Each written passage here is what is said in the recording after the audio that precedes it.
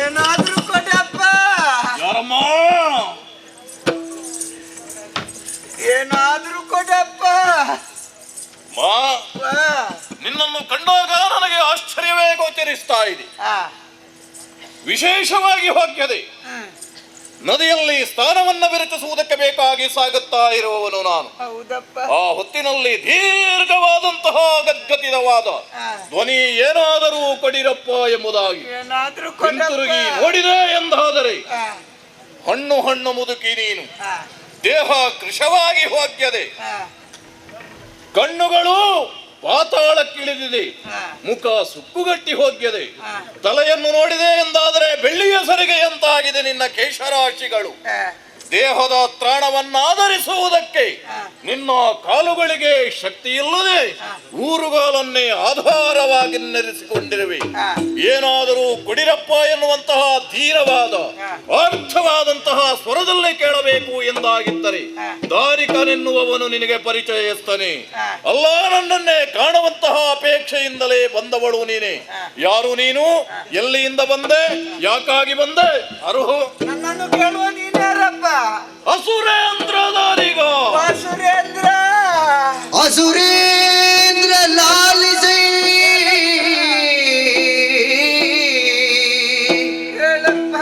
ಹಿಂದೆ ನಿನ್ನಯ ತಾತ ಬಸಂತ ಬರಿದಾಗಲು ಬಂದಾಗಲು ಅಸುರೇಂದ್ರ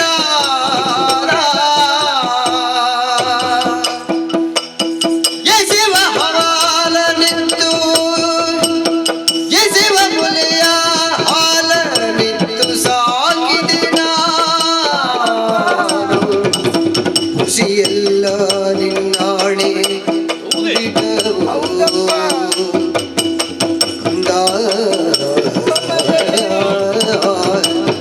ಅಸುರೇಂದ್ರ.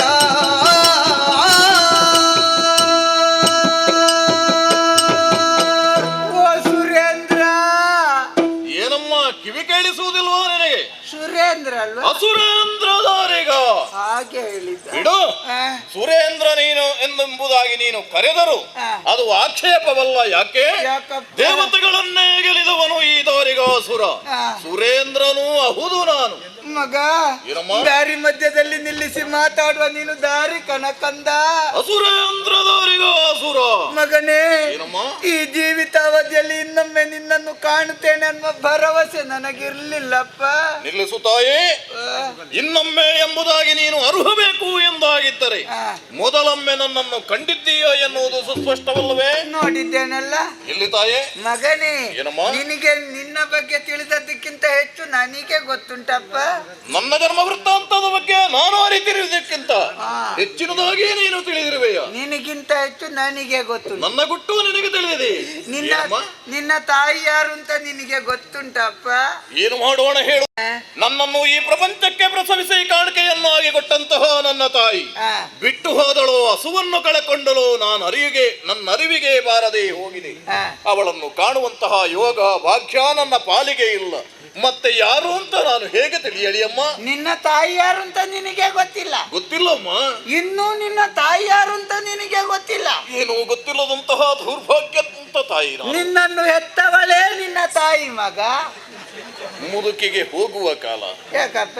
ಎಳೆಯ ಮಗುವಿನಲ್ಲೇ ಹೋಗಿ ಕೇಳು ನಿನ್ನ ಅಮ್ಮ ಯಾರು ಅಂತ. ಹಾಗೆ ನೀನು ಕೇಳಿದೆ ಅಂತ ಆದ್ರೆ ಎದುರುತ್ತರ ಕೊಡುವುದು ನನ್ನನ್ನು ಹೆತ್ತವಳೆ ನನ್ನ ತಾಯಿ ಅಂತ. ಹಾಗಲ್ಲಪ್ಪ, ಎಲ್ಲರಿಗೆ ಹೆತ್ತ ತಾಯಿ ಒಬ್ಬಳಾದ್ರೆ ನಿನಗೆ ಸಾಕಿದಂತಹ ಸಾಕು ತಾಯಿ ಇನ್ನೊಬ್ಬಳಿದ್ದಾಳಂತೆ.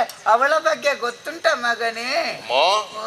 ಆ ಬಗ್ಗೆ ನಾನು ಕೇಳಿದಿದ್ದೇನೆ ತಾಯಿ. ಏನಪ್ಪ? ದಾರಿಯಲ್ಲಿದ್ದಂತಹ ನನ್ನನ್ನು ಒಬ್ಬಳು ಯಾರೋ ಸಾಕಿದಳಂತೆ, ಸಲಹಿದಳಂತೆ. ಕೇಳಿದ್ದು ಮಾತ್ರ. ಅವಳ ಬಗ್ಗೆ ತಿಳಿಬೇಕು ಅನ್ನೋ ಕುತೂಹಲ ಉಂಟಪ್ಪ ನಿನಗೆ? ಆತುರವಿದೆ ತಾಯಿ, ಕಾತರವಿದೆ, ನನಗೆ ಆಸಕ್ತಿ ಉಂಟಮ್ಮ. ಅದರ ಬಗ್ಗೆ ನನಗೆ ಗೊತ್ತುಂಟು, ನಾನು ಹೇಳಬೇಕಾ? ನನ್ನ ಸಾಕುದಾಯಿಯ ಬಗ್ಗೆ ನೀನು ತಿಳಿದಿರುವೆ ಅಮ್ಮ. ಹೇಳ್ತೀಯ ಯಾರು ಅಂತ? ಹೇಳಬೇಕಾ? ಹೇಳಮ್ಮ. ಒಂದಾನೊಂದು ಕಾಲದಲ್ಲಿ ಮಗ. ನಿನ್ನ ಅಜ್ಜಿ ಕಥೆಯನ್ನ ಪ್ರಾರಂಭ ಮಾಡಿದೆ. ಏನು ದೀರ್ಘವಾಗಿ ಅದಕ್ಕೇನು ಸುತ್ತು ಬಳಕೆ ಉಂಟಾ? ಒಂದಾನೊಂದು ಕಾಲದಲ್ಲಿ ಬೇಗ ಬೇಗ ಹೇಳ್ಬೇಕಾ? ಅತಿ ಚುಟುಕಾಗಿ ಹಾ. ನಾವು ಸ್ವಲ್ಪ ಅವಸರದಲ್ಲಿರುವವರು. ಯಾಕೆ ಇದು ಒಂದು ಮಿತಿಯಲ್ಲಿ, ಕಾಲಮಿತಿಯ? ಒಂದು ಕಾಲಮಿತಿಯೊಳಗೆ ಮುಗಿಸುವ. ನನಗೆ ಬೇರೆ ಕಾಲದಲ್ಲಿ ಬೇರೆ ಕಾರ್ಯ ಬರ್ತದಲ್ಲ, ಹಾಗೆ. ಹಾಗೆ. ಹಾಗಾದ್ರೆ ಬೇಗ ಬೇಗ ಹೇಳ್ತೇನಪ್ಪ. ಹೇಳಮ್ಮ. ಹಿಂದಕ್ಕಾದ್ರೆ ಒಂದು ದಿವಸ ನಾನು ದಾರಿಯಲ್ಲಿ ಹೋಗುತ್ತಿರುವಾಗ ದಾರಿ ಬದಿಯಲ್ಲಿ ನನಗೊಂದು ಮಗು ಸಿಕ್ಕಿತಪ್ಪ. ದಾರಿಯಲ್ಲಿ ಏನು ಮಾಡಿದೆ? ಸಿಕ್ಕಿದಂತಹ ಮಗುವನ್ನು ಎತ್ತಿಕೊಂಡು ಚೆನ್ನಾಗಿ ಸಾಕಿ ಸಲಹಿದೆ ಕಂದ. ಹೌದೇ? ಆ ಮಗು ಬೇರೆ ಯಾರು ಅಲ್ಲಪ್ಪ, ಮತ್ತೆ? ಅದು ನೀನೇ ಕಂದ. ದಾರಿಯಲ್ಲೇ ನಿನಗೆ ಸಿಕ್ಕಿದಂತಹ ಕಂದಮ್ಮ ನಾನೇ. ನೀನಪ್ಪ ನನ್ನನ್ನು ಬೆಳೆಸಿದವಳು, ಪೋಷಿಸಿದವಳು, ನನ್ನ ಉತ್ಕರ್ಷೆಗೆ ಹಾತೊರೆದವಳು ನೀನೇ ಅಮ್ಮ. ನಾನೇ ಮಗನೇ. ಮುಂದೆ ನನ್ನ ಕೈಗೆ ಸಿಗುವಾಗ ನೀನು ಇಷ್ಟೇ ಉದ್ದ ಇದ್ದದ್ದು ಮಗ. ಇದೇ ಮೊಲೆ ಹಾಲನ್ನು ನಿನಗೆ ಕೊಟ್ಟು ಕೊಟ್ಟು ಕೊಟ್ಟು ನಿನ್ನನ್ನು ಹೀಗೆ ಮಾಡಿದ್ದು. ಅಮ್ಮ, ಸ್ವಲ್ಪ ಹಾಸ್ಯಾಸ್ಪದವಾಗಿ ನೀನು ಮಾತಾಡ್ತೀಯ. ಯಾಕಪ್ಪ? ಮತ್ತೆ ಮಗು ಯಾವಾಗಾದ್ರೂ ಇಷ್ಟೆತ್ತರಕ್ಕೆ ಇರ್ತದೆ ಅಮ್ಮ? ಬೆಳೆದಾದ ನಂತರದಲ್ಲಿ ಅಲ್ವಾ ಇಷ್ಟೆತ್ತರಕ್ಕೆ ಇರುವುದು? ಎಳೆದಿರುವಾಗ ಇಷ್ಟಕ್ಕೆ ಇರುವುದು. ಇಷ್ಟು ಸಣ್ಣ ಮಗುವನ್ನು ಎತ್ತಿಕೊಂಡು ಹೋಗಿ ನಾನು ಸಾಕಿದ್ದು ಅಂತ ಅದರ ಅರ್ಥ. ನಿನ್ನ ಸ್ತನಭಾರವನ್ನು ಉಂಡವನೇ ನಾನು. ಮತ್ತೆ ಆದುದರಿಂದಲೇ ಸದೃಢನಾಗಿ ಬೆಳೆದೆ. ಬಳಿಕ ನಿನ್ನ ಭವಿಷ್ಯದ ಬಗ್ಗೆ ಸ್ವಲ್ಪ ಚಿಂತಿಸಿದೆ ಮಗನೇ. ಹೌದೇ? ನಿನಗೊಂದು ಕರೆಯುವುದಕ್ಕೆ ಹೆಸರು ಬೇಡ್ವಾ? ಹೌದಮ್ಮ. ನಿನಗೆ ದಾರಿಗಂತ ನಾಮಕರಣ ಮಾಡಿದ್ದು ನಾನೇ. ಏನಮ್ಮ ನೀನು? ಏನಪ್ಪ? ಒಂದು ಒಳ್ಳೆಯ ಹೆಸರು ನನಗೆ ಇಡುವುದಕ್ಕೆ ನಿನಗೆ ಸಾಧ್ಯವಾಗದೆ ಹೋಯಿತು. ಏನು? ಪ್ರಪಂಚದಲ್ಲಿ ಎಷ್ಟೆಷ್ಟು ಒಳ್ಳೆಯ ಹೆಸರುಗಳು ಉಂಟಮ್ಮ. ಅಂತಹುದರಲ್ಲಿ ನಿನಗೆ ಒಂದು ದಾರಿಗ ಅಂತ ಹೆಸರು. ಆ ಹೆಸರನ್ನು ಇಡುವಲ್ಲಿ ಒಂದು 2-3 ಉದ್ದೇಶ ಇತ್ತಪ್ಪ. ಯಾವುದು? ದಾರಿಯಲ್ಲಿ ಸಿಕ್ಕಿದ ಮಗು ಅನ್ನುವ ಕಾರಣಕ್ಕೆ ದಾರಿಗ ಎಂಬುದಾಗಿಯೂ, ಮುಂದೆ ಈತ ನನ್ನ ಜೀವನಕ್ಕೆ ದಾರಿ ಆಗುತ್ತಾನೆ ಅನ್ನುವ ನಿರೀಕ್ಷೆಯಿಂದ ದಾರಿಗ ಅಂತ ಹೆಸರಿಟ್ಟೆ ಕಂದ. ಆಶಾ ಜೀವನವನ್ನು ಹೊಂದಿದವಳು ನೀನು. ಹೌದು. ಭಾವಿ ಭವಿಷ್ಯತ್ತಿನ ಬಗ್ಗೆ ಸಂಕಲ್ಪವನ್ನು ಹೊಂದಿ ಹೌದಪ್ಪ. ದಾರಿಯಲ್ಲಿ ಸಿಕ್ಕಿದ ಕಾರಣವಾಗಿ ನಾನು ದಾರಿಗ, ನಿನ್ನ ಭವಿಷ್ಯಕ್ಕೊಂದು ನಾನು ದಾರಿಯಾದೇನು ಎನ್ನುವ ಕಾರಣಕ್ಕೆ ನಿನ್ನ ಮಾತು ಹುಸಿಯಾಗಲಿಲ್ಲ ತಾಯಿ. ಅಳಿದುಳಿದಂತಹ ಅಸುರ ಸಂಕಲವನ್ನ ಒಗ್ಗೂಡಿಸಿಕೊಂಡವನು, ಅಸುರ ಕುಲ ಸಾಮ್ರಾಟನಾಗಿ ಬೆರೆದವನು ದಾರಿಗನಿದ್ದೇನೆ. ಅಸುರರಿಗೊಂದು ದಾರಿಯನ್ನು ತೋರಿಸಿದವನು ನಾನು. ದಾರಿಗ ಎನ್ನುವ ಹೆಸರು ಸಾರ್ಥಕ ಆಯಿತು ಮಗ. ಆ ಬಳಿಕ ನಿನ್ನ ಭವಿಷ್ಯದ ಬಗ್ಗೆ ಸ್ವಲ್ಪ ಯೋಚಿಸಿದೆ ಕಂದ. ಏನು? ನನಗೆ ಹೇಗೂ ವಿದ್ಯೆ ಕಲಿಯುವ ಯೋಗ ಇಲ್ಲಪ್ಪ. ನನ್ನ ಮಗನಾದ್ರೂ ವಿದ್ಯಾವಂತನಾಗಬೇಕು ಅನ್ನುವುದಕ್ಕಾಗಿ ಗುರುಗಳಾದ ಶುಕ್ರಾಚಾರ್ಯರ ಬಳಿಯಲ್ಲಿ ವಿದ್ಯೆ ಕಲಿಯುವುದಕ್ಕೆ ಬಿಟ್ಟವಳು ನಾನೇ ಕಂದ. ಗುರುಗಳು? ಹೌದು. ಶುಕ್ರಾಚಾರ್ಯರಲ್ಲಿ ನನ್ನನ್ನು ಬಿಟ್ಟೆಯ? ಮುಂದೆ ಮಗನೇ, ನನಗೆ ಮನಸ್ಸಿನಲ್ಲಿ ತುಂಬಾ ಆಸೆ ಇತ್ತಪ್ಪ. ಯಾವುದು? ಎಲ್ಲರ ಹಾಗೆ ವಿದ್ಯೆ ಕಲಿಯುವ ನನ್ನ ಮಗನನ್ನು ಆವಾಗ ಹೋಗಿ ನೋಡ್ಬೇಕು, ಅವನಲ್ಲಿ ಮಾತಾಡ್ಬೇಕು, ಏನಾದ್ರೂ ಕೊಂಡೋಗಿ ತಿನ್ಲಿಕ್ಕೆ ಕೊಡ್ಬೇಕು ಅಂತ ಆಸೆ ಇತ್ತಪ್ಪ. ಎಲ್ಲ ತಾಯಿಯಂದರಿಗೆ ಇರುವಂತಹ ಹೆಬ್ಬಯಕೆ ಅದು. ಆದ್ರೆ ಏನು ಮಾಡುವುದು ಕಂದ? ಆ ಬಳಿಕ ನನ್ನ ಸ್ಥಿತಿ ಚಿಂತಾಜನಕಾದದ್ದಲ್ವ ಮಗ. ಏನಮ್ಮ ರೋಗ ಬಂತೆ ನಿನಗೆ? ರೋಗ ಬಂದದ್ದಲ್ಲಪ್ಪ. ಮತ್ತೆ ನಿನ್ನಲ್ಲಿ ಬಿಟ್ಟು ಇಲ್ಲಿ ನಮ್ಮವರನ್ನು ಸೇರುವುದಕ್ಕಾಗಿ ನಾನು ಬಂದ್ರೆ ಯಾರು ನನ್ನನ್ನು ಹತ್ತಿರಕ್ಕೆ ಸೇರಿಸಿಕೊಳ್ಳಿಲ್ಲ ಮಗ. ಯಾಕೆ ತಾಯೇ ನಿನ್ನ ಮೇಲೆ ತಾತ್ಸಾರ ಮನೋಭಾವನೆವರೆಗೆ? ಗೊತ್ತಿಲ್ಲಪ್ಪ. ಉಪೇಕ್ಷೆ ಇರ್ಬಹುದು. ಇನ್ನು ಯಾರಿಗೆ ಬೇಡದವಳಿಗಳು ಅಂತ ನನ್ನನ್ನು ದೂರ ಮಾಡಿದ್ರಪ್ಪ. ಹೌದದು, ಹೆಣ್ಣೆಂಬುದಾಗಿ ಇದ್ರೆ ಹಾಗೆಯೇ ಆಗುವುದು. ಎಲ್ಲರೂ ಬಿಟ್ರು ಅಂತೇಳಿ ನನಗೆ ಹೋಗಿ ಸಾಯ್ಲಿಕ್ಕಾಗುತ್ತದ ಕಂದ? ಸಾವೇ ಜೀವನಕ್ಕೆ ಕೊನೆಯಲ್ಲವಲ್ಲವಮ್ಮ. ಒಂದಲ್ಲ ಒಂದು ದಿವಸ ನಿನ್ನ ಚಂದವನ್ನು ನೋಡ್ಬೇಕನ್ನುವುದಕ್ಕಾಗಿ ಬದುಕುವ ನಿರ್ಧಾರ ಮಾಡಿದೆಪ್ಪ. ಬದುಕುವ ದೃಢ ನಿಲುಮೆ. ನನಗೆ ಬೇಡ ಅಂತ ಹೇಳಿದ್ರು ನನ್ನ ಹೊಟ್ಟೆ ಕೇಳ್ತದ ಮಗ. ಪ್ರತಿಯೊಬ್ಬರು ಹಾಗೆ ಬದುಕುವುದಕ್ಕೆ ಬೇಕಾಗಿ ಉಣ್ಣುವುದು ಅಲ್ವೇ ತಾಯಿ? ಹೌದಪ್ಪ. ಅದಕ್ಕಾಗಿ ಬೇಡುವುದನ್ನೇ ಕಾಯಕವನ್ನಾಗಿ ಮಾಡಿಕೊಂಡೆ ಕಂದ. ಬೇಡುವುದನ್ನೇ ಕಾಯಕವನ್ನಾಗಿರಿಸಿದೆ. ಹೌದು. ಸರಿಯಮ್ಮ. ಹೊಟ್ಟೆ ತುಂಬಿಸುವುದಕ್ಕಾಗಿ ಬೇಡುವುದಕ್ಕೆ ಪ್ರಾರಂಭ ಮಾಡಿದೆ. ಉದರ ನಿಮಿತ್ತಂ ಬಹುಕೃತ ವೇಷಂತೆ. ಯಾವ ವೇಷ ಬೇಕಾದರೂ ತೊಟ್ಟುಕೊಳ್ಳಬಹುದು. ಹೌದು. ಕೆಲವು ಮಂದಿ ಒಂದೊಂದು ವೇಷದಲ್ಲಿ ಸುಧಾರಿಸಿಕೊಂಡು ಹೋಗುತ್ತಾರೆ, ಕೆಲವು ಮಂದಿ 4 ಮಾಡಿ ಸಾಯ್ತಾರೆ. ಏನು ಮಾಡುವುದು? 4ಕ್ಕೆ ಬೇಕಾದಷ್ಟು 4 ಪಟ್ಟು ಪಡೆದುಕೊಳ್ತಾರೆ. ಹೌದಪ್ಪ. ಅದಕ್ಕಾಗಿ ಬೇಡುವುದನ್ನು ನಿರ್ಧಾರ ಮಾಡಿದೆ. ಇತ್ತೀಚೆಗೆ ಹೀಗೆ ಬೇಡುತ್ತಾ ಹೋಗುತ್ತಿರುವಾಗ ಒಂದು ವಿಷಯ ಸಿಕ್ಕಿತಪ್ಪ. ಯಾವುದಮ್ಮ? ಶೋಣಿತಾಪುರದಲ್ಲಿ ದಾರಿಗನೆನ್ನುವ ಅರಸನಾಗಿ ಮೆರೆಯುತ್ತಾ ಇದ್ದಾನೆ. 3 ಲೋಕಗಳಲ್ಲೂ ಮೆರೆದಾಡುತ್ತಿರುವಂತಹ ಹರಿದಾಡುತ್ತಿರುವಂತಹ ವಿಚಾರವಮ್ಮ ಅದು. ನಿನ್ನ ಮಗ ದಾರಿಗ 3 ಲೋಕಾಧೀಶ. ಪಕ್ಕ ನೆನಪಿಗೆ ಬಂದದ್ದು ನಾನು ಸಾಕಿದ ಆ ಸಣ್ಣ ಮಗು ದಾರಿಕಣ್ಣದಪ್ಪ. ಗತ ಜೀವನದ ಬಗ್ಗೆ ನಿನ್ನ ನೆನಪು ಮರುಕಳಿಸಿತೆ ತಾಯಿ. ನಿನ್ನನ್ನು ಕಾಣಬೇಕನ್ನುವ ಆಸೆ ಹೆಚ್ಚಾಯ್ತು ಕಂದ. ಹೌದೇ? ಅದಕ್ಕಾಗಿ ಇಲ್ಲಿಗೆ ಬರುವ ನಿರ್ಧಾರ ಮಾಡಿದೆ. ಹೌದು. ಹೇಗೂ ಈಚೆ ಬರ್ತಾ ಇದ್ದೇನೆ. ಹೌದು. ನಮ್ಮ ತಟ್ಟೆಯೊಂದು ಯಾವಾಗ್ಲೂ ಖಾಲಿ ಇರ್ತದೆ. ಅದು ಭರ್ತಿಯಾಗುವುದಿಲ್ವಮ್ಮ? ತುಂಬಿದ್ರೆ ಜೋಳಿಗೆ ಉಂಟಲ್ಲ, ಹಾ, ಹಾ, ಹಾ, ಹಾ. ಇರ್ತದೆ. ಮತ್ತೆ ಬೇಡುವುದೊಂದು ನಮ್ಮ ಜನ್ಮ ಸಿದ್ಧ ಹಕ್ಕಲ್ವ ಕಂದ? ಏನಮ್ಮ? ನಮ್ಮ ಜನ್ಮ ಸಿದ್ಧ. ಏನು ನಮ್ಮ ಅಂತ ಹೇಳಿ ನಿನ್ನ ಜೊತೆಯಲ್ಲಿ ನನ್ನನ್ನು ಸೇರಿಸುವುದು ನೀನು? ಏನಾಯ್ತು? ಏನು ನಾನು ಬೇಡುವವನೇ ಹೇಳು? ನೀನು ಬೇಡವಲ್ಲ. ಯಾಕಲ್ಲ? ನಾನು ದಾರಿಗರಿದ್ದೇನೆ ಶೋಣಿತದ ಆದೇಶರಿ. ಯಾವಾಗ ಆದೇಶ ಆದದ್ದು? ಈಗ. ಹೌದಾ? ಹೌದು. ನಿನಗೆ ನಾನು ಬೇಕಾದ ವ್ಯವಸ್ಥೆ, ವಿದ್ಯೆ ಕಲಿಯ ವ್ಯವಸ್ಥೆ ಮಾಡದಿದ್ರೆ ನೀನು ಯಾವ ಆದೇಶ ಆಗ್ತಿದ್ದಿ? ಹಾ, ಹಾ, ಹಾ. ನನ್ನ ಜೊತೆಯಲ್ಲಿ ನಾನು ಬೇಡುವಾಗ ಜೋಳಿಗೆ ಹಿಡ್ಕೊಂಡು ಬರ್ಬೇಕಿತ್ತು. ಸಿಟ್ಟಾಗಬೇಡ ತಾಯಿ. ಮತ್ತೆ ನನ್ನ ಉತ್ಕರ್ಷಗೆ ಹಾತಿರುವುದವಳು ನೀನು. ಆದ ಕಾರಣವಾಗಿ ನಾನು ನಿನ್ನ ಈ ಕಾಯಕದಲ್ಲಿ ಭಾಗಿಯಾಗುವುದಕ್ಕಾಗಲಿಲ್ಲ. ಹಾಗೆ ಮಗ, ಹೇಗೂ ಹೀಗೆ ಬಂದೆ. ಇಲ್ಲಿ ಬೇಡು ಅಂತೇಳಿ ಹೀಗೆ ಹೋಗಿ ಒಂದು ಸುತ್ತು ಬಂದೆ ಮಗ. ಎಲ್ಲ ಕಡೆಗೆ ಹೋಗಿದ್ಯಾ ತಾಯಿ? ಇಲ್ಲಿಯ ಅವಸ್ಥೆ ಏನು ಅಂತ ಹೇಳುದಪ್ಪ? ಬೇಕಾದಷ್ಟು ಸಿಕ್ಕಿದೆ. ಯಾರು ಕೊಡ್ಲಿಲ್ಲ, ಈಗ ಖಾಲಿ ಮಗ. ಏನಮ್ಮ? ಯಾರು ಕೊಡ್ಲಿಲ್ಲ. ಯಾರು ಕೊಡ್ಲಿಲ್ಲವೇ? ಇಲ್ಲ. ಮತ್ತೊಮ್ಮೆ ನೀನು ಅದುವೇ ಹಾದಿಯಲ್ಲಿ ಹೋಗಬೇಡ. ಯಾಕಪ್ಪ? ಕೊಟ್ಟದ್ದು ಕೊಡು ಅಂತ ಪುನಃ ಕೊಡು ಅಂತ ಕೇಳಿ ಯಾರು? ಯಾಕೆ? ಅಷ್ಟು ಕೊಟ್ಟಿರಬಹುದು ನಿನಗೆ. ಇಲ್ಲಪ್ಪ. ನೀನು ಯಾರು ಬಣ್ಣ ಬಣ್ಣದ್ದೆಲ್ಲ ಕೇಳಿಲ್ಲ. ಎಷ್ಟು ಬಣ್ಣದ್ದು ಕೇಳಿದ್ರು ಯಾರು ಕೊಡ್ಲಿಲ್ಲಪ್ಪ. ಕೊಡದೇ ಇರುವುದಕ್ಕೆ ಕಾರಣವಿದೆ ತಾಯಿ. ಏನು ಮಗ? ನನ್ನ ಶಾಸನವೇ ಆಗಿದೆ ಶೋಣಿತದಲ್ಲಿ. ಹೇಗಪ್ಪ? ಯಾರು ಭಿಕ್ಷೆಯನ್ನು ನೀಡಕೂಡದು. ಆ, ಭಿಕ್ಷುಕರಿಗೆ, ಭಿಕ್ಷೆಯನ್ನು ನೀಡಿದವರಿಗೆ ನಾನು ಕಠಿಣ ಶಿಕ್ಷೆಯನ್ನ ವಿಧಿಸಿದವನು. ಕೊಡುವವರಿಗೆ ಶಿಕ್ಷೆ, ಬೇಡುವವರಿಗೆ ಶಿಕ್ಷೆ ಇಲ್ಲ. ಕೊಡುವವರಿಗೆ ಶಿಕ್ಷೆ, ಕೊಡುವವರಿಲ್ಲ ಅಂತ ಆದ್ರೆ ಬೇಡುವವರು ಯಾರಿದ್ದಾರೆ ತಾಯೇ? ಹಾಗಲ್ವಪ್ಪ ಮಗನೇ, ನಿನಗೆ ಹೇಳುವುದಕ್ಕೆ ಸುಲಭ ಆಗಿದೆ ಕಂದ. ನನ್ನ ಹಾಗೆ ಪ್ರಾಯದವರಿಗೆ ಎಷ್ಟು ಕಷ್ಟ ಆಗ್ತದೆ ಗೊತ್ತುಂಟ ಮಗನೇ? ಏನಮ್ಮ? ಮಗನೇ, ಏನಮ್ಮ? ಸತ್ಯ ಹೇಳ್ತೇನಪ್ಪ. ಮತ್ತೆ ಇಷ್ಟರವರೆಗೆ ಹೇಳಿದ್ದು? ಇಷ್ಟೊತ್ತು ಹೇಳಿದ್ದು ಸತ್ಯ, ಇನ್ನು ಹೇಳುದು ಪರಮ ಸತ್ಯ. ಹಾಗೆ ನೀನು ಎಡೆಯಲ್ಲಿಲ್ಲ ಹಾಗೆ ಅದು ಮಾತಾಡ್ತೇನೆ. ಒಂದು ಮಾತುಂಟಮ್ಮ, ಈ ಸತ್ಯ ಹೇಳ್ತೇನೆ ಅಂತ ಹೇಳಿದವ ಸತ್ಯ ಹೇಳುವುದೇ ಇಲ್ಲ. ಅವ ಸುಳ್ಳು ಹೇಳುದು. ಹೌದು. ಮತ್ತೆ ಸಾಲ ತಕೊಳ್ಳುವಾಗ ಹ. ಖಂಡಿತ ಕೊಡ್ತೇನೆ ಅಂತ ಹೇಳಿ ಯಾರು ತಕೊಳ್ತಾನೆ? ಅವ ಕೊಡುದೇ ಇಲ್ಲ. ಜನ್ಮ ಜನ್ಮಾಂತರಕ್ಕೆ ಕೊಡುವುದಿಲ್ಲ. ಹೌದು. ಹಾಗೆ ಸತ್ಯ ಅಲ್ಲ, ಇದು ಬೇರೆ. ಇದು ಬೇರೆ. ನಿನ್ನ ಸತ್ಯ ಮಗ, ಏನಮ್ಮ? ಅನ್ನವನ್ನು ನೋಡದೆ ಅನ್ನದ ಬಣ್ಣವೇ ಮರೆತು ಹೋಗಿದೆ ಕಂದ. ಹೌದೇ ತಾಯಿ? ಅನ್ನ ಬಿಳಿ ಇರುದಲ್ವಪ್ಪ? ಇಲ್ಲಮ್ಮ, ಮತ್ತೆ ಈಗ ಅನ್ನ ಕೆಂಪಾಗುವುದಕ್ಕೆ ಪ್ರಾರಂಭ ಆಗಿದೆ. ಈ ಸಲ ಕೆಂಪು ಮಾಡಿದಾರ? ಮತ್ತೆ ಏನಮ್ಮ ನೀನು? ಅನ್ನದ ವರ್ಣವೇ ಹಾಗಮ್ಮ, ಬೆಳ್ಳಗಿರುವುದದು. ನನಗೆ ಮರೆತು ಹೋಗಿದೆ ಅಪ್ಪ. ಹೌದೇ? ಮಗನೇ, ಏನು? ಊಟ ಮಾಡದೆ ಸಾಧಾರಣ 2 ವಾರಗಳೇ ಆಯ್ತಪ್ಪ. ಶಿವನೇ. ಅನ್ನವನ್ನು ನೋಡದೆ 1 ತಿಂಗಳೇ ಕಳೆಯಿತು ಮಗನೇ. ಅಮ್ಮ, ಊಟ ಮಾಡದೆ 2 ವಾರ ಆಯ್ತು. ಅನ್ನ ನೋಡದೆ 1 ತಿಂಗಳಾಯ್ತು. ಮತ್ತೆ ಉಳಿದ 2 ವಾರ ಏನು ಮಾಡಿದೆ? ಚಿತ್ರಾನ್ನ ತಿಂದದ್ದು.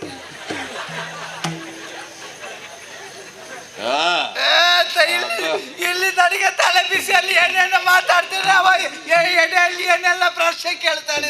ಏನಾಯ್ತು ನಾನು ಪ್ರಶ್ನೆ ಕೇಳಿದ್ರೆ? ಮಗನೇ, ತಪ್ಪಿ ಹೋಗ್ತದ? ತಪ್ಪುದಿಲ್ಲ. ತಪ್ಪಲಿಕ್ಕೆ ಬಾಯಿಪಾಠ ಮಾಡಿಕೊಂಡು ಬಂದದ್ದು. ಗೊತ್ತಿಲ್ಲ ನನಗೆ. ಸಂದರ್ಭೋಚಿತವಾಗಿ ಮಾತಾಡುದು ನಾವು. ಸರಿಯಮ್ಮ. ಮನೆ ನನಗೆ ಶಕ್ತಿ ಇಲ್ಲ, ನಿತ್ರಾಣ ಆಗಿದೆ. ಹಾಗೆ ದೇಹದ ಪ್ರಾಣವೇ ಹಿಂಗೆ ಹೋಗಿದೆ. ಮಗನೇ, ಊಟ ಮಾಡಿದ ಕೈ ಕಾಲಲ್ಲಿ ಶಕ್ತಿ ಇಲ್ಲ. ಈಗಳ ಇನ್ನೊಂದು ಗಳಿಗೆಲ್ಲ ಬಿದ್ದು ನಾನು ಸಾಯ್ತೇನೆ ಅಂತ ನನಗೆ ಬೇಸರ ಇಲ್ಲ ಕಂದ. ಮತ್ತೆ? ಬಿದ್ದು ಸಾಯುವ ಸ್ಥಳ ಇದು ಯಾವುದಪ್ಪ? ಏನು? ನನ್ನ ಮಗನ ರಾಜ್ಯದಲ್ಲಿ ನಿನ್ನ ಸಾಕು ತಾಯಿ ಬಿದ್ದು ಸತ್ರೆ ಈ ಜನ್ಮದಲ್ಲಿ ಬಿಡಪ್ಪ, 7 ಜನ್ಮದಲ್ಲೂ ನಿನ್ನನ್ನು ಬಿಟ್ಟು ಹೋಗದ ಉನ್ನತ ಅಪಕೀರ್ತಿ ನಿನಗೆ ಬರುವುದಿಲ್ಲ ಕಂದ. ಹಾಗಾಗಬಾರ್ದು ಅಂತಿದ್ರೆ ಏನಾದ್ರೂ ಕೊಡಪ್ಪ. ಅಮ್ಮ, ಅಯ್ಯೋ, ಏನು? ಅಯ್ಯಯ್ಯೋ, ಎಷ್ಟು? ಅಯ್ಯೋ ಅಯ್ಯೋ ಅಯ್ಯೋ ಅಯ್ಯೋ ನಿಮಗೆ ಅದರಿಂದ 4 ಪಟ್ಟು ಸಿಕ್ಕಿದ್ರು ನಿಮಗೆ ಸಾಕು ಅಂತ ಹೇಳಿ ಆಗ್ಲಿಕ್ಕೆ. ಅಯ್ಯೋ ಅಯ್ಯೋ ಅಯ್ಯೋ ಅಯ್ಯೋ, ಸಿಕ್ಕಿದ್ದನ್ನೆಲ್ಲ ಅಲ್ಲಿ ಹಾಕಿ. ಅಮ್ಮ, ಯೋಚಿಸಬೇಕಾದಂತಹ ಅನಿವಾರ್ಯತೆ ಇಲ್ಲ, ಅವಶ್ಯಕತೆ ಇಲ್ಲ. ಮಾತಾಡಿ ಎಲ್ಲ ಮುಗಿದ ಮೇಲೆ ಬಿದ್ದದ್ರಲ್ಲಿ ಆಯ್ತಪ್ಪ. ಇಲ್ಲದೇ ಇದ್ರೆ ಅರ್ಧದಲ್ಲಿ ಬೀಳ್ತಿದ್ರೆ ನಿನಗೂ ಗೊತ್ತಾಗ್ತಿರ್ಲಿಲ್ಲ, ಅವರಿಗೂ ಗೊತ್ತಾಗ್ತಿರ್ಲಿಲ್ಲ. ಅಯ್ಯೋ ಅಯ್ಯೋ ಅಯ್ಯೋ ದೇಹದ ತ್ರಾಣ ಕಡಿಮೆಯಾಗಿ ಹೋಗಿದೆ. ಹೌದಪ್ಪ. ಅನ್ನವನ್ನು ತಿನ್ನದೇ ಸಮಯವದೆಷ್ಟೋ ಕಳೆದು ಹೋಯಿತು. ಏನಾದ್ರೂ ಕೊಡಪ್ಪ ಊಟ ಮಾಡು. ಯೋಚಿಸಬೇಡ ತಾಯಿ, ಇದರಲ್ಲಿ ಹಾಕುವುದಕ್ಕೆ ನಾವಿರುವುದಲ್ಲ. ಊಟ ಕೊಡಪ್ಪ. ಒಟ್ಟು ಬೇಕಾದುದು ನಿನಗೆ ಊಟಪ್ಪ. ಅನ್ನವಲ್ವೇ? ಆ. ಇನ್ನು ನೀನು ಚಿಂತೆಯನ್ನು ಬಿಡು ತಾಯಿ. ಕೊಡು. ದಾರಿಗನ ಸಾಕು ತಾಯಿ ನೀನು. ಆ. ದಾರಿಗನ ಸನಿಹಕ್ಕೆ ಬಂದುದಾಯಿತು ಎಂದಾದ ಮೇಲೆ ಆ. ಇನ್ನು ನೀನು ರಾಜಮಾತೆಯಾಗಿ ಬದುಕುತ್ತೀಯ ತಾಯಿ, ರಾಜಮಾತೆಯಾಗಿ ಬದುಕುತ್ತೀಯ. ರಾಜ ಮಾತೆ ಯಾವ ಮಾತೆ ಆದ್ರೂ ಹೊಟ್ಟೆಗಿಲ್ಲದಿದ್ರೆ ಏನಿಲ್ಲಪ್ಪ, ಸ್ವಲ್ಪ ಕೊಡು. ಯೋಚಿಸಬೇಡಮ್ಮ, ಅಲ್ಲಿ ನೋಡು, ಇಲ್ಲಿ ಕೊಡು, ನೀನೇ ಕೊಡಪ್ಪ. ಅಲ್ಲಿ ನೋಡಮ್ಮ, ಏ, ಏನದು ಕಾಣಿಸ್ತಾ ಇರುವುದು? ಅದು ಯಾರ ಮನೆ? ಮಹಾನ್ ಸೌಧ. ಯಾರ ಮನೆ? ದಾರಿಗನ ಅರಮನೆ ಅದು. ಹೌದಾ? ನನ್ನ ಅರಮನೆಯಮ್ಮ. ಹಾ, ಹಾ. ಅಲ್ಲಿ ಅಲ್ಲಿ ನನ್ನ ಹೆಂಡತಿ ಇದ್ದಾಳೆ. ಓ, ನಿನಗೆ ಮದುವೆಯೂ ಆಗಿದೆ? ಹೌದಮ್ಮ. ಮತ್ತೆ ನನಗೆ ಯಾಕೆ ಕಾಗದ ಕೊಡ್ಲಿಲ್ಲ? ನಿನ್ನನ್ನು ಹುಡುಕಿಸಿದೆ, ನೀನು ಎಲ್ಲಿ ಪತ್ತೇ ಇರಲಿಲ್ಲ. ಎಲ್ಲೆಲ್ಲ ಹೋಗಿದ್ಯಾ ಯಾರಿಗೂ? ಓ, ಈ ಸಲ ಬಂದಿದ್ದೇನಲ್ಲ. ಹೌದಮ್ಮ. ಇನ್ನು ನಿನ್ನ ವರ್ಷಾಂತಿಕವನ್ನು ಜೋರಾಗಿ ಆಚರಣೆ ಮಾಡುವ. ಏನು ತಾಯಿ, ನಾನು ಸಾಯ್ಬೇಕು ಅಂತ ಕಾಯುವುದ? ಮದುವೆಯ ವರ್ಷಾಂತಿಕ, ವರ್ಧಂತ್ಯುತ್ಸವ, ವರ್ಧಂತ್ಯ, ವಾರ್ಷಿಕೋತ್ಸವ. ಜೋರ್ಜೋಂಚು. ಅಮ್ಮ, ಯೋಚಿಸಬೇಕಾದುದಿಲ್ಲ. ಆ. ಹೋಗಲ್ಲಿಗೆ. ಆಯ್ತು, ಹೋಗುತ್ತೇನೆ. ನನ್ನ ರಾಣಿ ಇದ್ದಾಳೆ ರಂಭಾಮಣಿ. ಅಮ್ಮ, ಅಲ್ಲಿ ಎಲ್ಲ ದಾರಿ. ಬೇಡ, ಎಲ್ಲಿ? ನಾನು ಇಲ್ಲಿ ಅಲ್ಲಿ ಹೋಗುದಿಲ್ಲ, ನಾನು ಇಲ್ಲಿಗೆ ಹೋಗ್ತೇನೆ. ಅಲ್ಲಿ ಹೋದರೆ ಯಾರಿರ್ತಾರೆ? ಯಾರು ಇಲ್ಲ, ಅವರಿರ್ಬೋದು ತೊಂದ್ರೆ ಇಲ್ಲ. ಅಷ್ಟೇ. ನಾನು ಸತ್ರು ಆದಿತ್ತು. ನಿಮಗೆಲ್ಲ ಆಟ ಆಡುವುದಕ್ಕೆ ಮುದುಕಿಯೇ ಸಿಗುವುದ ಮಗನೇ? ಆಟದಲ್ಲಿ ಮುದುಕಿ ಇರಬಹುದಮ್ಮ, ಆಟ ಆಡುವುದಕ್ಕೆ ಮತ್ತೆ ಮುದುಕಿ ಅಲ್ವಾ? ಏನಪ್ಪ, ನಿನ್ನ ಮಾತನ್ನು ಮೀರಿ ನಿನ್ನ ಪ್ರಜೆಗಳೇ ಕೊಡ್ಲಿಲ್ಲ, ಇನ್ನು ಸುಮ್ಮನೆ ಅವರು ಕೊಡ್ಲಿಕ್ಕುಂಟ? ಇವ ಯಾಕೆ ಸುಮ್ಮನೆ ಸಾಯುವ ಕಾಲಕ್ಕೆ ನಮಗೆ ಇದೆಲ್ಲ ಬೇಕು, ಸುಮ್ಮನೆ ಕೊಡುವುದಿಲ್ಲ. ಏನು ನೀನೇ ಕೊಡ ಇಲ್ಲಿ ಏನಾದ್ರು. ನಾನು ಏನನ್ನೂ ತರಲಿಲ್ಲ ತಾಯಿ. ನೀನ್ ಎಲ್ಲಿಗೆ ಹೋಗು? ನಾನು ಹಾಗೆ ಕೇಳಬಾರದು. ಯಾಕಪ್ಪ? ನೀನು ಹಿರಿಯವಳಲ್ವೇ? ಹಿರಿಯವಳಾದ್ರೆ ಎಲ್ಲಿಗೆ ಎನ್ನುವುದೊಂದು ಅಪಶಕುನ ಅಂತ ಉಂಟು. ಹೌದಾ? ರಾಜ್ಯರಾದವರು ಹೇಳಿದ್ರು. ಅದು ನನಗೆ ಗೊತ್ತಿಲ್ಲ. ದೂರ ಎನ್ನುವುದು ಸುಸಂಸ್ಕೃತ ಲಕ್ಷಣ. ನೀನು ದೂರ ಹೋಗುದಪ್ಪ. ಅಮ್ಮ, ಸ್ನಾನಕ್ಕೆ ಹೋಗುತ್ತಾ ಇರುವವನು ನಾನು. ಸ್ನಾನ ಬೇಕಾದ್ರೆ ಒಂದು ವಾರ ಬಿಟ್ಟಾದ್ರೂ ಮಾಡ್ಬೋದು. ಅಮ್ಮ. ಊಟ ಈಗಲೇ ಬೇಕಲ್ಲ ಅಲ್ಲ ತಾಯಿ, ದಿವಸದಲ್ಲಿ 3 ಹೊತ್ತು. ನೀನೊಮ್ಮೆ ಸುಮ್ಮನೆ ಕೂತ್ಗ. ಏನು ದಿವಸದಲ್ಲಿ 3 ಹೊತ್ತು ಎಂತದು? ಸ್ನಾನ, ಆ, ಪೂಜೆ, ಅದು- ಜಪ, ತಪ. ಎಲ್ಲ ಜಪ ತಪ ಎಲ್ಲ ಹೊಟ್ಟೆ ತುಂಬಿದ್ರೆ ಮಾತ್ರ ಮಗ. ಹೊಟ್ಟೆ ತುಂಬುವುದಕ್ಕೆ ಮೊದಲಮ್ಮ ಇದು ನನ್ನ ಮಾಡೋದು. ಜೀವನದಲ್ಲಿಯೂ ಸರಿಯಾದ ಹೊತ್ತಿಗೆ ಹೊಟ್ಟೆಗೆ ಬೀಳುವ ಸಂದರ್ಭ ಇತ್ತು. ಆಗ 5 ಸಲ ಸ್ನಾನ ಮಾಡ್ತಾ ಇದ್ದೆ. ದೇವರ ಕೋಣೆಯಿಂದ ಹೊರಗೆ ಬರ್ತಲೇ ಇರ್ಲಿಲ್ಲ, ಅಲ್ಲೇ ನಮ್ಮದೇನಿದ್ರು. ಈ 5 ಸಲ ಪ್ರಾರ್ಥನೆ ಮಾಡುವ ವರ್ಗವೇ ಬೇರೆ ಅಲ್ಲ. ಅದು ನನಗೆ ಗೊತ್ತಿಲ್ಲ ಯಾವ ವರ್ಗ ಅಂತ. ನಾನು ಮಾಡ್ತಾ ಇದ್ದೆ, ನನ್ನನ್ನು ನೋಡಿ ಆ ವರ್ಗದವ್ರು ಮಾಡಿರ್ಬಹುದು. ನೀನು ಸುಮ್ಮನೆ ಏನೇನು ಮಾತಾಡಿಸ್ಬೇಡ ನನ್ನ ಬಾಯಲ್ಲಿ. ಹಾಗಲ್ಲಪ್ಪ, ಈಗ ಹೊಟ್ಟೆಗೆ ಬೀಳುವುದೇ ನಿಂತು ಹೋಗಿದೆ, ಮತ್ತೆ ಸ್ನಾನ ಎಲ್ಲ ಮರ್ತೇ ಹೋಗಿದೆ. ದೇವರು ಇದ್ದಾರ ಇಲ್ವ ಅಂತ ಗೊತ್ತೇ ಇಲ್ಲ ನನಗೆ. ಯೋಚಿಸಬೇಡವಮ್ಮ, ಹೋಗಲ್ಲಿಗೆ.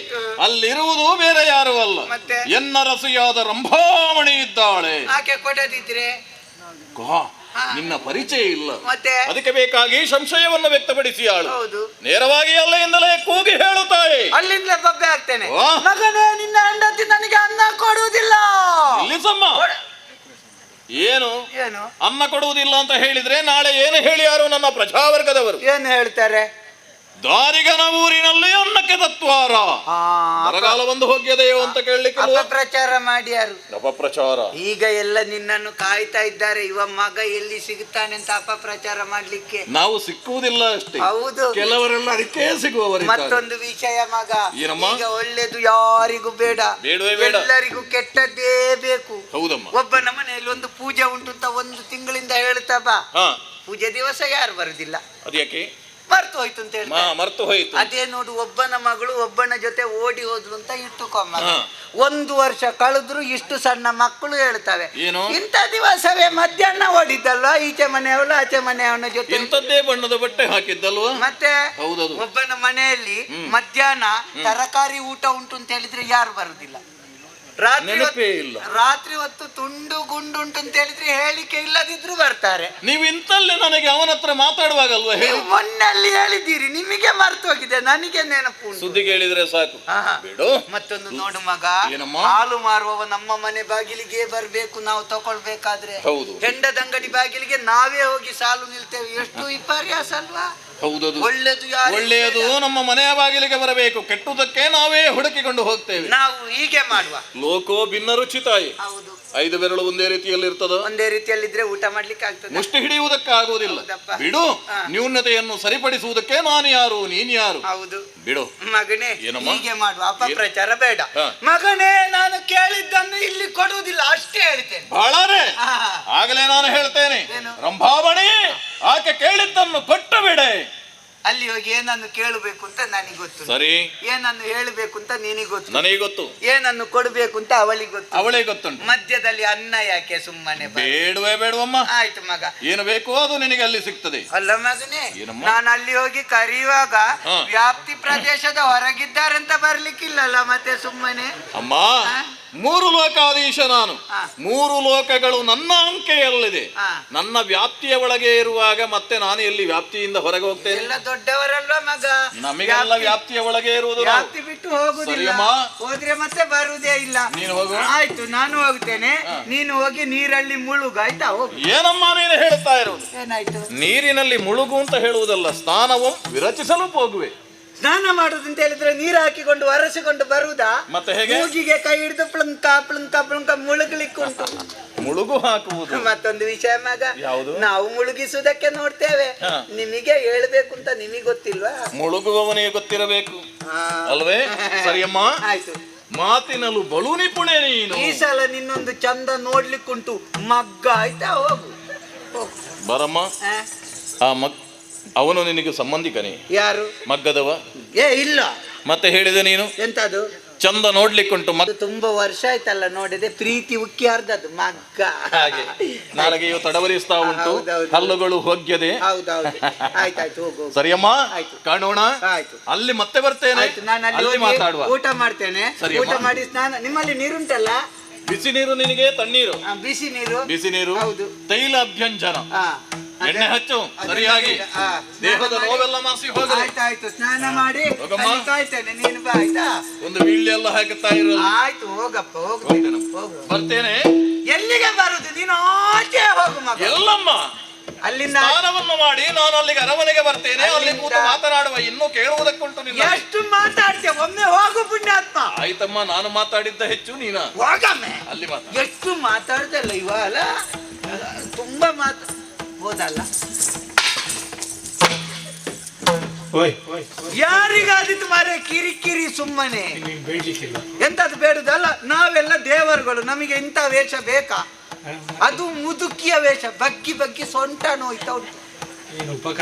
ಆದ್ರೂ ಸ್ವಲ್ಪ ಸಂಪಾದನೆ ಆಯ್ತು, ಅದ್ರಲ್ಲಿ ಒಂದು ಸಮಾಧಾನ ಇವತ್ತು ಸ್ವಲ್ಪ ಆದದ್ದು ಅಲ್ಲ. ಮತ್ತೆ ನಮಗೆ ಎಷ್ಟಾದ್ರೂ ಯಾಕೆ ಸ್ವಾಮಿ, ಅದ್ರಲ್ಲಿ ಪಾಲು ಕೊಡ್ಲಿಕ್ಕುಂಟು. ಹೌದು. ಇಲ್ಲಪ್ಪ, ಕೊಡ್ಲಿಕ್ಕುಂಟು. ಒಂದು ಪಾಲು ವ್ಯವಸ್ಥಾಪಕರಿಗೆ, ಒಂದು ಪಾಲು ಸಂಚಾಲಕರಿಗೆ, ಮತ್ತೊಂದು ಪಾಲು 2ನೇ ಭಾಗವತರಿಗೆ. ಹೌದು. ನಮಗೆ ಎಷ್ಟು ಬೇಡಿದ್ರು ಉಳಿಯುವುದು 300 ಮಾತ್ರ, ಕೇವಲ 300. ಬಿಡಿ, ಆ ವಿಷಯ ಬೇಡ. ನಾನು ಇವರ ಬಗ್ಗೆ ಯೋಚಿಸುದು. ಇವರ ಬಗ್ಗೆ ಅಲ್ಲ, ಅವ ಹೋದಲ್ಲ, ಅವನ ಬಗ್ಗೆ. ಈ ರಾಕ್ಷಸರಿಗೆಲ್ಲ ದೇಹ ಬೆಳೆಯುವುದು ಬಿಟ್ರೆ ಬುದ್ಧಿ ಬೆಳೀಲಿಕ್ಕೆ ಇಲ್ವಾ?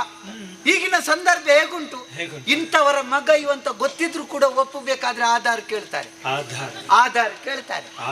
ಅದೇ ನಿಮ್ಮಲ್ಲಿ ಬೇರೆ ಉಂಟ ಆಧಾರ ಕೇಳ್ತಾರೆ. ಅಂತದ್ರಲ್ಲಿ ನಿನ್ನ ತಾಯಿ ನಾನು ಅಂತ ಹೇಳಿದ ತಕ್ಷಣ ಒಪ್ಪಿಕೊಂಡ ಮಂಗ ಇವ. ಇವನ ವಿಷಯ ಅಲ್ಲ. ಮನೆಗೆ ಹೋಗಿ ಹೆಂಡತಿ ಇದ್ದಾಳೆ ಅಂತ ಹೇಳಿದ್ದಾನೆ. ಈ ಮನೆಯಲ್ಲೇ ಇರುವ ಹೆಂಗಸರು ಸ್ವಲ್ಪ ಅಧಿಕ ಪ್ರಸಂಗ ಮಾತಾಡಿದ್ರೆ ಹೆಚ್ಚಿವೆ. ಹಾಗೆ ಹೀಗೆ ಅಂತ ಏನಾದ್ರೂ ಅಡ್ಡ ಪ್ರಶ್ನೆ ಕೇಳಿ ಸತ್ಯ ಗೊತ್ತಾದ್ರೆ ಅದಕ್ಕೆ ವೇಷ ಬೇರೆ ಮಾಡ್ಬೇಕು. ಸಾಧಾರಣ ನನ್ನ ವೇಷವನ್ನು ನೋಡಿ ಅರ್ಧ ಮನಸ್ಸೊಳ್ಬೇಕು. ಯಾವ ವೇಷ ಮಾಡುದು? ಯಾವ್ದು ಮಾಡ್ಬೇಕು? ಬಣ್ಣದ ವೇಷ ಬೇಡ. ಈ ಸೀರೆ ಉಟ್ಟುಕೊಂಡೇ ನಡಿಲಿಕ್ಕೆ ಆಗುದಿಲ್ಲ. ಬಣ್ಣದ ವೇಷ ಮಾಡಿಕೊಂಡು ಯಾರಿಗೆ? ಮುದುಕನ ವೇಷ ಮಾಡ್ಬೇಕಾ? ಬೇಡ. ಮುದುಕಿಗೆ ಕೆಲವು ಮಂದಿ ಕೊಡ್ಲಿಲ್ಲ. ಇನ್ನು ಮುದುಕ ವೇಷ ಮಾಡಿದ್ರೆ ಕುಡಿಲಿಕ್ಕೆ ಬೇಡುದಂತ ಹೊಡೆದಾರು. ಅದು ವೇಷ ಯಾವ್ದು ಅಂತ ಹೇಳಲಿಕ್ಕಿಲ್ಲ. ಹೀಗಾಗಿ ಹಾಗೆ ಬರ್ತದೆ.